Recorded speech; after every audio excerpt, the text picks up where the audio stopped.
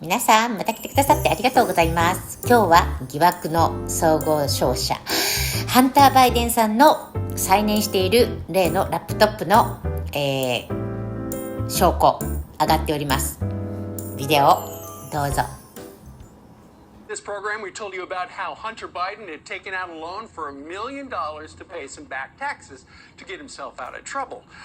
Well, you know what? As it turns out, the New York Times did that story yesterday, and that was in their lead. But in the 24th paragraph, hardly anybody reads that far into a story. In the 24th paragraph, it mentions an email between Hunter Biden and his associates. And it said in the New York Times, those emails were obtained by the New York Times from a cache of files that appears to have come from a laptop abandoned by Mr. Biden in a Delaware repair shop. Sound familiar? The email and others in the cache were authenticated by people familiar with them and the investigation. Keep in mind, this all came to light before the election. We covered it here. The New York Post covered it. They got a copy of the laptop from Rudy Giuliani. And today they say all the news that's fit to print once Biden is elected. Because before the election, it seemed it was all hands on deck to protect the Bidens. Yeah, I mean, this story is huge, only because, I mean, all of us knew this, right? We had Tony Bobolinsky on this network. That poor laptop repairman has gone bankrupt because not only did he, as a patriot, I think, bring this forward for all of us to see, but then the government and other people have been attacking him. I think it's really easy to get distracted by, you know, the homemade porn and, you know, the baby mamas and the drugs and the crack pipes and everything else. I believe that this Hunter Biden story is the most important story in politics, despite all the sensationalism that makes it look like it's just a Daily Mail story. It's not. It's so important. Think about the countries that are in the news right now: Ukraine, Russia, China, you know, at the center of what we're dealing with right now. And we still have not gotten to the bottom of really the Biden family corruption. And more importantly, Joe Biden. Is Joe Biden the big guy who got 10% of the kickbacks? And if that's the case, he may be compromised. He may not be able to, with clean hands, do what's best for America in this situation. And just as importantly, I think, is the fact that our country spent 4 years looking at Russian interference in our election. And it turns out that our media, big tech, interfered with our election. This election would have been different had this been allowed to see the light of day. That's according to the polls. 10% of people who voted for Joe Biden 100%. Said I wouldn't have voted for him. Donald Trump would be president right now, and because for 4 years there was no incursion into Ukraine during his leadership, I don't believe we'd be in this war right now, Brian. The 50 intelligence officers from Leon Panetta to John Brennan who signed their names to Michael Hayden all are defamed and defrocked. They should be ashamed of themselves because everybody knew this thing was real. At the very least, what they knew, they never was worthy of their signature with their intelligence background, which they got off taxpayer training. So if you think about too, the New York Post comes out and uses a profanity, says, no kidding, using a profanity. We know this was real the whole time. How you froze our social media accounts, that's the bigger story. So remember, when this first came out, how the media reacted.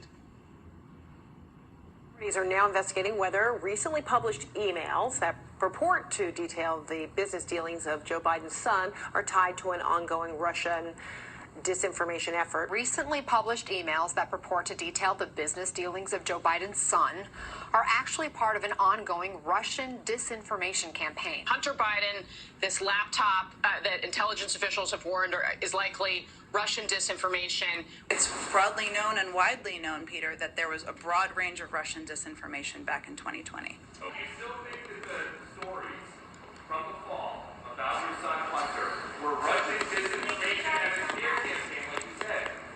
Yes. God love you, man. You're a one-horse pony. I'll tell you. Thank you. I promise you, my Justice Department will be totally on its own, making its judgments about how they should proceed. Thank you. Keep your eye on this mother of Hunter Biden's child. This Arkansas woman, who had a child with Hunter Biden. They wouldn't deny it until all of a sudden they wanted his tax records, and he quickly said, okay, I'll pay you. She knows a lot. And her attorney, Quinn Lancaster, for London Alexis, told CNBC that she previously handed over a significant amount of Hunter's financial record. He also is a big talker on tape. Right. I wouldn't be surprised if she started talking, if she started saying exactly what she knows, because she took credit for him coming forward. Well, the reason that is salient right now, Brian, is the fact that that lawyer that you just referred to revealed yesterday that the authorities talked to the baby mama about Hunter, and the lawyer talked to the FBI, and the lawyer saw everything, and he said, I would be shocked if Hunter Biden is not indicted over this. So the question is, why would the New York Times come out with this story to fix the story after 17 months of radio silence? It could either be Hunter Biden is going to be indicted, and the New York Times had to fix their story, their history with the story before that happens. Could be. Or it could be that the New York Times is trying to disqualify Joe from running in 2024 and try to make room for somebody else. Maybe they're trying to squeeze him out. Maybe it's neither one of them, but it's just curious why they would sit on that story for 17 months until yesterday and then say, oh yeah, Joe Biden's got this connection to Tony Bobolinsky and a whole bunch of money that we can't explain. Yeah, Miranda Devine's book has it there. Read it. Totally. Just have one email come forward and say, that's not Rue, that's not, I never typed that, I never said that. Nobody involved said it. But 50 U.S. intelligence agents said that this was Russian disinformation. And smeared sitting senators. Smeared Senator Johnson, smeared Senator Grassley. Just right before we go, imagine being Donald Trump right now.